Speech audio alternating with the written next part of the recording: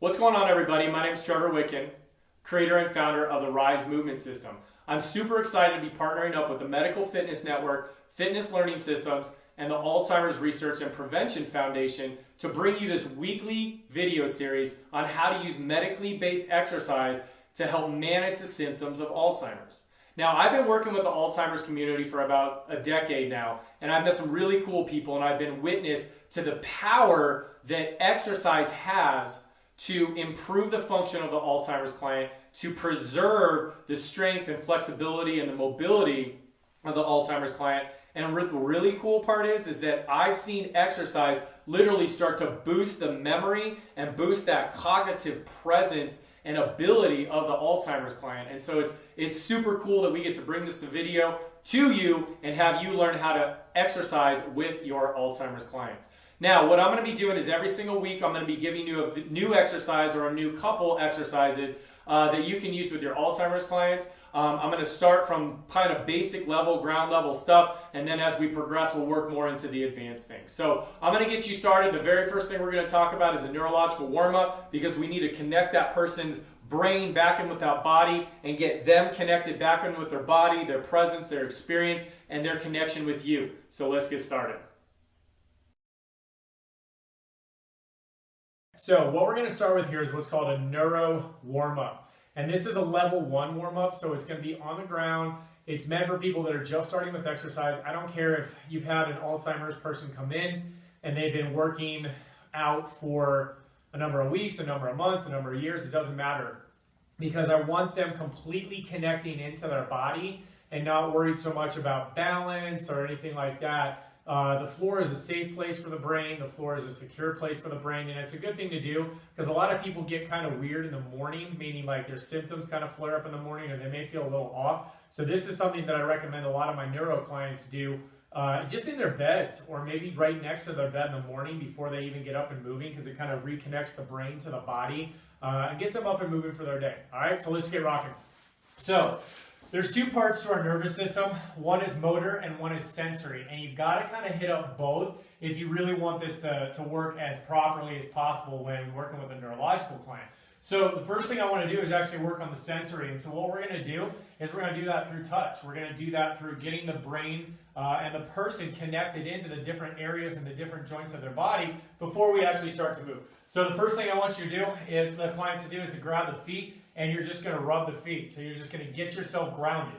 If the people can't feel their feet, and let me tell you how many people have foot problems, and then you throw a neurological condition on top of that, you've got to hit the feet. So what you want to do is just kind of rub the bottom of the feet, squeeze the heels, kind of rub and pull on like each toe.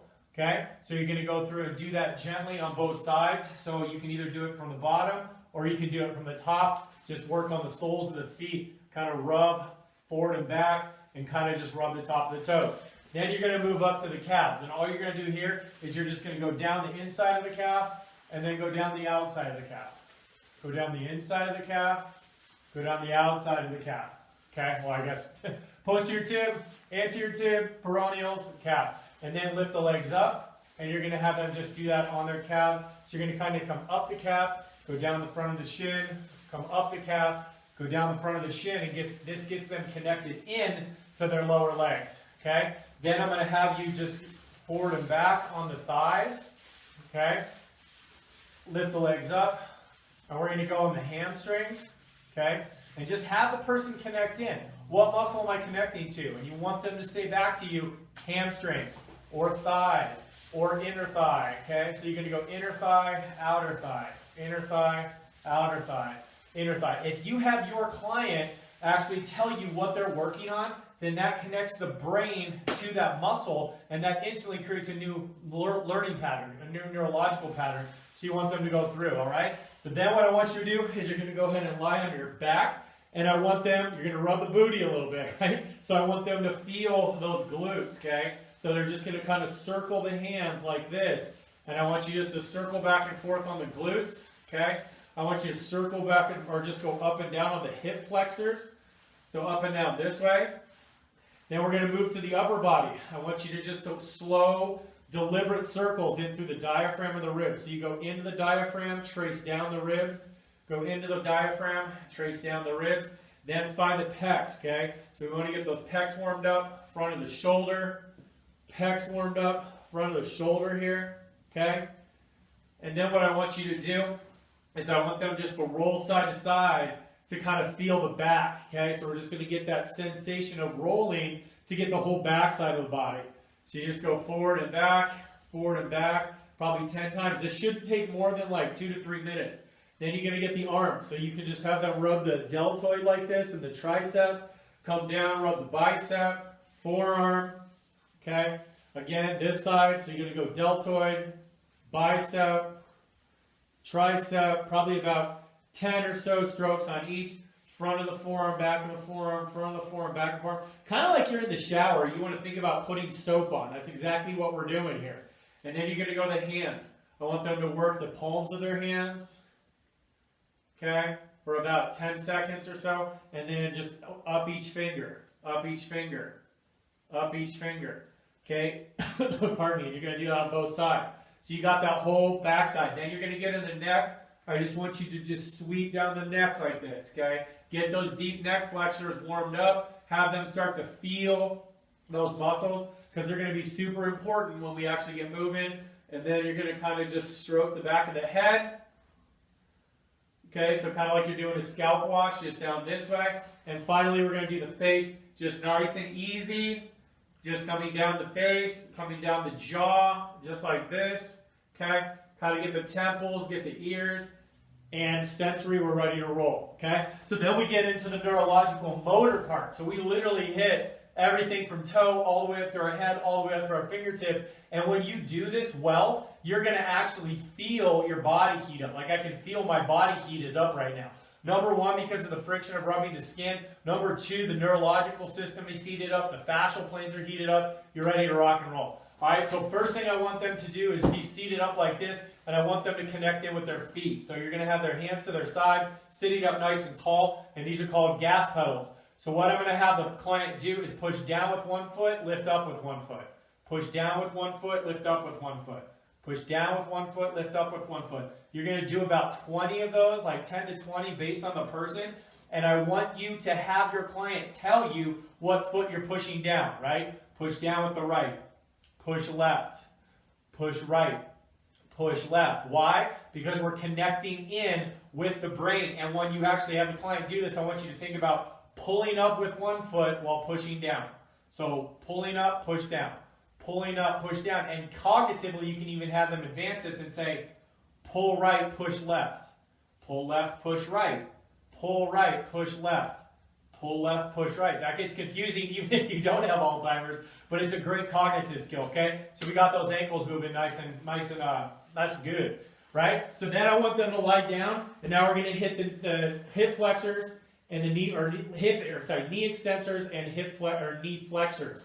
Can I talk today? I need some more green tea. All right, so you're going to have them start up like this. So this leg is going to extend, this leg is going to flex. So knee extension, knee flexion. So what you're going to tell your client is I want you to push one leg out, and as you do that, pull one leg in.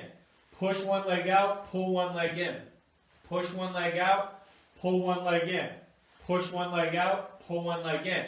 If you want to advance that cognitively, you can say push right, pull left. Boom. Push left, pull right. Boom. Push right, pull left. Boom.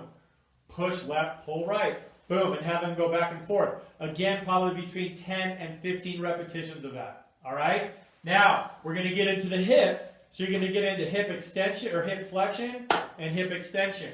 So one leg is going to be down. One leg is up. What I would recommend is just doing one leg at a time on this drill. So you're going to pull with the right, push with the right. So you're going to pull up, push down. Now, if they have back issues, make sure you're maintaining the abs being pulled in and pull this leg back as far as possible and pelvic tilt backwards, okay? Make sure the small of their back is being pushed into the mat so they don't get lumbar extension. So pull up, push down, pull up, push down, pull up, push down, or if you cognitively, you can say right, pull right, push right. Pull right, push right. So they're connecting in with the areas of their body. Then you switch, pull left, push left. Pull left, push left. What are you doing with your abs, client? I'm pulling my belly button into my spine. Have them connected with their brain. Okay, again, probably 10 to 15 to 20 reps on each leg. Then what I want you to do, you're going to put the legs flat, have them lie flat. Again, tip that pelvis back and just in and out. Let me scoot back a little bit. Okay, so you're going to go external rotation of the hip, internal rotation of the hip. External rotation of the hip, internal rotation of the hip. You can have your client say duck foot, pigeon toe. Duck foot, pigeon toe. So it connects them into with a pattern that they're actually using. Again, make sure they're pulling that belly button down. Okay, if they end up having back pain, just do 1 foot at a time. Okay, all right, so moving up the chain here, we're going to get into a little bit of thoracic spine. So what I want you to do is I'm going to have your body go up first. You're going to bend the knees, put your body flat, one arm up, and all they're going to do is rotate and touch that other hand. Okay? Rotate and touch that other hand. If you want to, try to have them clap, clap, come back up. Maintain those abs, come in, clap, and come up. Belly button soft toward your spine, and come up. You're going to do about 10 of those, and then you're going to switch. Now I'm going to hit the wall here. But that's okay. Their hand wants to be out straight, and you're going to come over and touch. You're going to do that about 10 to 15 times on that side. All right? So that's going to get that rotation aspect of that thoracic spine. Then I'm going to have you come up like this. Hands are up, and all you're going to do is slide. Come back up, and you're going to slide. Come back up. So lateral flexion. Boom. Come back up. Boom. Come back up. Have them pause in the middle and say, I'm bending left. I'm sorry. Bending left, bending right. Bending left, bending right. Okay? So that gets that thoracic spine fired up. Again, you're going to do probably 10 to 20 of those depending on how you're feeling. If someone gets a little bit more advanced, do less reps just because you're going to get onto other exercises. But at the very beginning, 20 repetitions is maybe what it's going to take for them to connect in with that motion. Okay? So now let's go to the shoulders. We're going to go internal, external rotation. One arm is going to go external, one arm is going to go internal. To them, you're going to go pull back right, pull down left. So down, come up, and then switch. Down and come up. So fingertips and fingertips. Every single time, touch the floor if they can. If they drop the wrist a little bit, not that big a deal. So back with the right, down with the left, back with the left, down with the right. So you're just going to have them rotate back and forth. Again, we're working on cross stabilization. Then you're going to do about 20 reps total. Boom. Now you're going to go to extension flexion. So hands are down. I like to keep the knees bent a little bit just because it tips that pelvis back, maintains their abs. Have them go through the checklist and say, I'm pulling my abs down, I'm tipping my pelvis back. So one arm's going to be up, one arm's down, and then you're going to switch. So go ahead and switch, and back, hold, and switch. Back, hold. You're going to do 20 of these. If you want to add the cognitive in, if they're ready for that, say pull left, lift right. Or you can say up with the right, down with the left. Okay? So down with the right, up with the left. Down with the left, up with the right. Down with the right, up with the left. Down with the left, up with the right. And have them focus on those directions. Okay? Do about 20 reps of that. That gets that chest nice and open. And then you're going to move to the neck. So what you're going to do here, you're just going to be this way. Relax those shoulders, and all you're going to do is just rotate to the right, rotate to the left, rotate to the right, rotate to the left. You're going to do that probably about 20 times, and then you're just going to have them breathe about 10 deep breaths, really connecting in with their body. And in for about 3 seconds, out. In for about 2 to 3 seconds.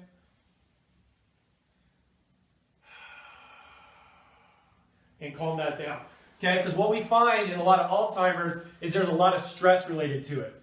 And so at the end of something that's active and vigorous and all that, you want to take a sec with the Alzheimer's client to actually calm their body back down, let them center, let them ground, get them connected back in with their brain. All right? So you just hit 3 components that you super duper need for neurological stuff. You hit the sensory with all the rubbing and all that kind of stuff, all the moving and heating the body up. You hit the motor, which is going joint by joint and just moving those. Obviously, there's other joint motions that we can add into there, but start with the basics and then expand on there. Give them new stuff to do. Challenge their nervous system by working at different joint angles and different joint mobility.